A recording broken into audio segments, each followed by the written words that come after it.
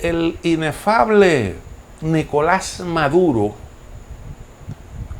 respondió a la propuesta que hiciera Juan Guaidó de iniciar negociaciones para buscarle por esa vía una solución al problema venezolano. ¿Qué planteó Maduro? ¿Cuál fue su respuesta a esa propuesta?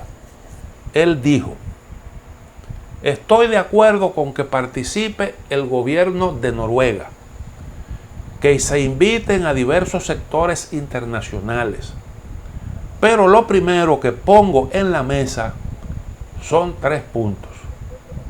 Levantamiento inmediato de todas las sanciones y medidas coercitivas unilaterales, reconocimiento pleno de la Asamblea Nacional y poderes del país y la devolución, reconocimiento pleno de la Asamblea Nacional y poderes del país y devolución de cuentas bancarias a las instituciones como PDVSA, el Banco Central de Venezuela,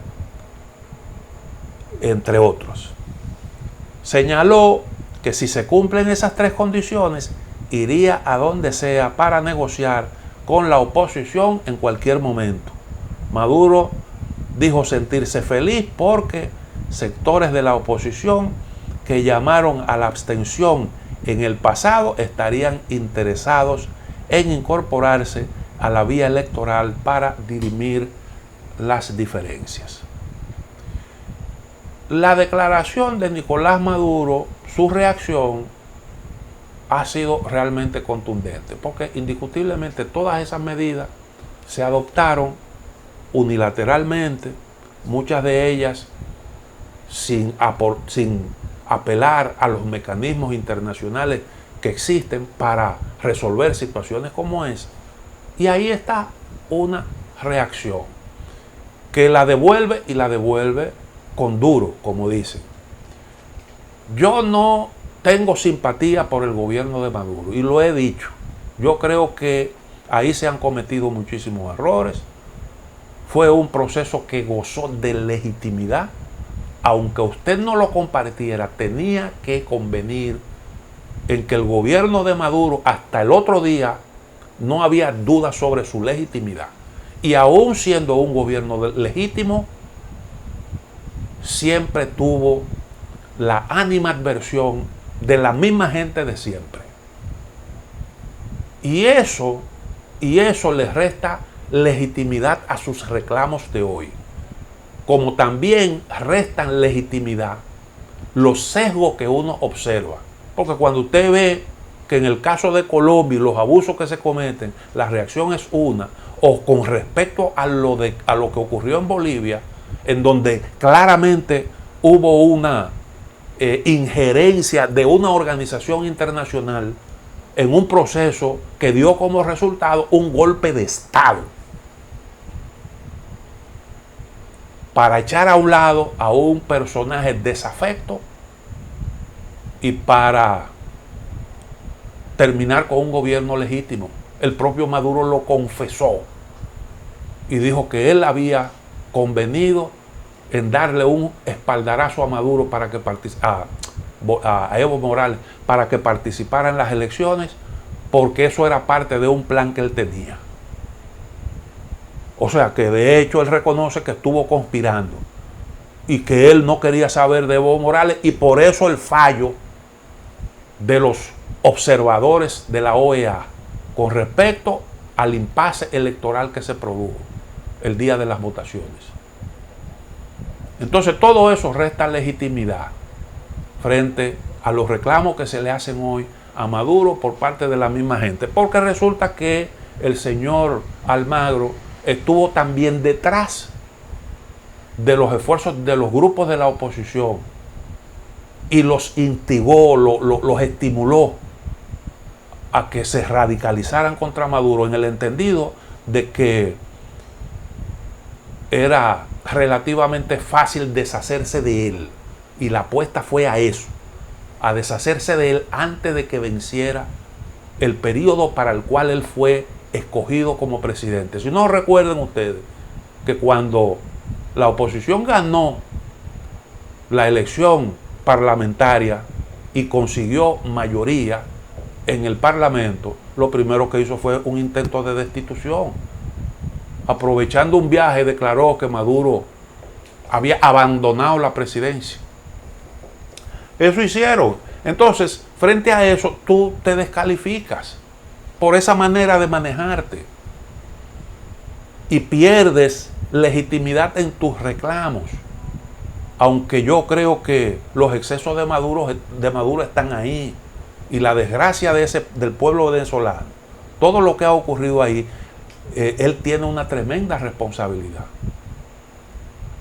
Pero nueva vez se cometen los mismos errores, aquellos errores que se cometieron con respecto a Cuba cuando comenzaba ese proceso revolucionario totalmente legítimo, un proceso que acabó con una dictadura y unos líderes que se la jugaron y con las armas y sin el apoyo de Occidente, de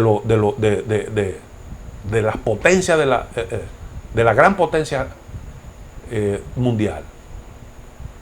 Y se pudiera decir que hasta teniéndolo en contra, terminaron con una dictadura, como ocurrió también en Nicaragua, que a pesar del apoyo que le daban a un dictador, un grupo de jóvenes con fusiles se alzaron en armas para acabar con aquello, muchísimos años de dictadura, un montón de muertos.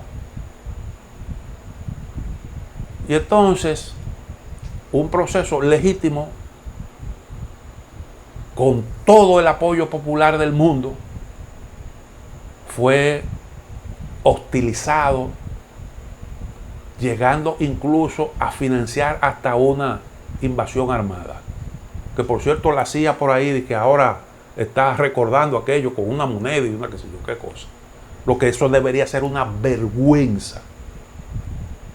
Y entonces esos métodos no cambian. Esos métodos no cambian. Si la comunidad internacional hubiera actuado con apego a los mecanismos internacionales, Maduro no hubiera soportado el aislamiento internacional. Esa es la verdad, pero tuvieron problemas para conseguir apoyo en la OEA. ¿Por qué? Porque toda América Latina ha sido de alguna manera víctima de todos esos abusos. Y ese es el problema. Ese es el problema. La oposición venezolana ha cometido muchísimos errores. Y cuando hace el planteamiento de la negociación, es una forma de reconocer que se equivocaron.